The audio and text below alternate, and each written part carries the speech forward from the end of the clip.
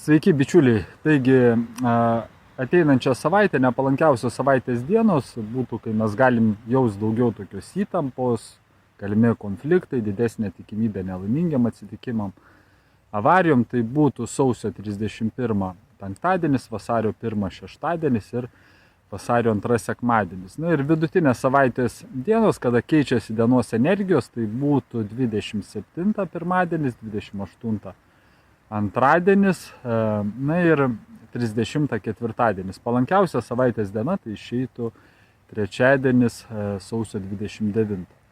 Na ir sausio 28 dieną Venera pereina į žuvų ženklą iki gegužės 31 dienos ir susijungia kartu su Rahu planeta.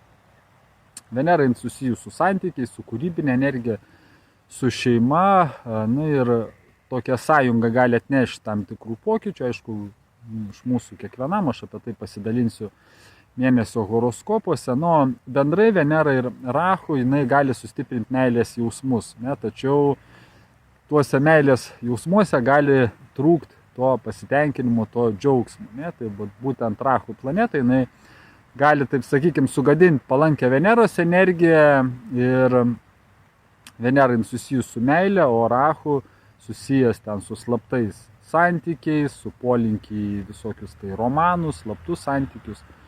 Na ir ypatingai, aišku, tai jaus tie, kurie gyvena labiau tokio neišmanimo, aistros energijoje, tai santykiuose gali padaugėti tokio pavydo, įtarumo, na, tokio nerimo, ne, daugiau, reiškia, jausmų, daugiau norų, sunkiau kontroliuoti savo jausmus.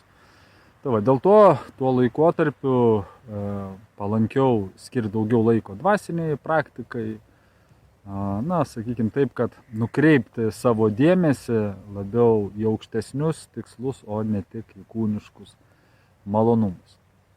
Tai būtų, bičiuliai, tiek, dėkoju už jūsų dėmesį, linkiu prasmingos savaitės ir iki pasimatymo kituose video.